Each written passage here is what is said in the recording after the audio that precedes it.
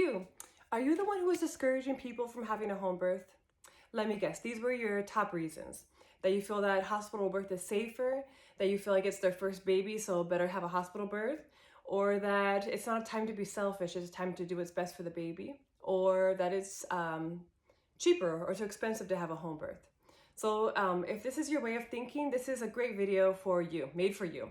I'm making this video because in my prenatal office, when I'm doing midwifery prenatal care, this is something that clients share, their experiences that they had with their family members and how important it is to them to feel supported during this time of having a birth or having a new baby. So I want to talk about those reasons and kind of untangle them and just briefly chat about some things that I talk about with my clients' family members.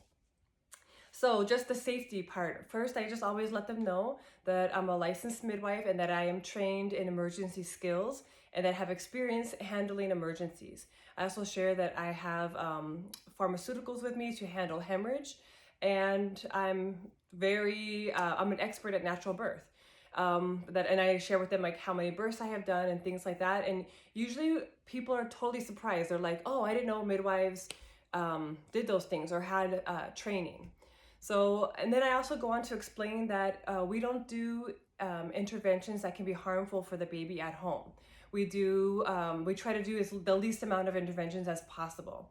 So, and in the hospital, they do interventions that can be riskier for baby and the birther, and it kind of ups the chance of getting C-sections and also having a baby have a bad outcome or just a problem after their birth.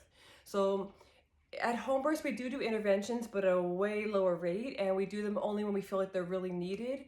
And if it's not happening at home, if the home birth is not working out, we can have a graceful transfer to the hospital and use all of that technology that we want now at this point because it's needed. But the vast majority of people that plan a home birth end up having a beautiful, simple home birth. So also I let them know that I'm always monitoring the laboring person and the baby, listening to heart tones, getting blood pressure, and checking for signs of well-being during labor. So the safety one, I also say, hey, and also we have to think about people's emotional safety. If a birthing person is feeling scared and traumatized from their birth experience, that's not really feeling safe. When they are feeling cared for and loved by a midwife and held and understood and listened to, that's really good for their emotional health. So the other one about another common thing we hear is they're like, oh, it's your first pregnancy. Maybe if you want to have a home birth, maybe after when you have your second baby, because the first one's harder. And I want to say, yeah, usually the first baby is a little bit harder, but this is exactly the reason that people should get a midwife for their first birth. One reason, a huge reason, is that midwifery care is all about education. And when you're first pregnant, in our culture especially, we don't know anything about what's happening to our body or what's natural birth. And so having an expert hold your hand and talk to you and explain what's going on, you feel so much safer and relaxed and empowered. And then you kind of go into your labor just feeling like, I have a gist of kind of what's going to happen and what's going to go on with my body. And people have good experiences with their first birth, and everyone has to birth for the first time sometime. So another thing too is when people are birthing in the hospital, so we know that they have a higher chance of getting C-section because of interventions, that especially with your first labor, they need more time. And so they're in the hospital, they're more likely to get a C-section. So that makes it harder to actually have a vaginal birth the second time. It's possible, but it's more difficult. So I think if your first pregnancy, I think you need a midwife even more. So the other reason about, it's not about being selfish, it's more about the baby. Sometimes people or family members or support people will say something like, I know it does sound nice to have a midwife just taking care of you and, everything's at your home more convenient, more, candles, a nice look in the home when you're having your birth, but it's a luxury. It's not about you getting this selfish need that you have. And when I hear that, I'm just like, whoa, I think when you're pregnant and having a baby, it's the time you should be the most selfish, because you have to take care of yourself and that benefits the baby. And this is her or this person's experience that they're going to have their whole life of having the baby, not the other people.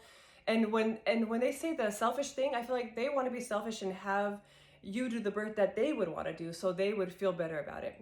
But when you're pregnant, you're about to have a baby, you need to be really selfish. You need to really like think, what do I need? What's best for me during this situation, and which is in turn best for my unborn child and my new baby.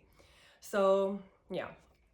The other reason is they talk about is money. And yeah, oftentimes hospital births are covered by insurance or different ways, hospital births are being covered by the government care too. Um, so an out-of-pocket cost for a home birth, I know it is expensive. It's a lot of money. And I just want to say, like, I feel like there's no better way to spend your money if your other needs are met. A lot of times people are putting a lot of money into baby showers, and that could go into paying for your midwife. There's midwives that do payment plans.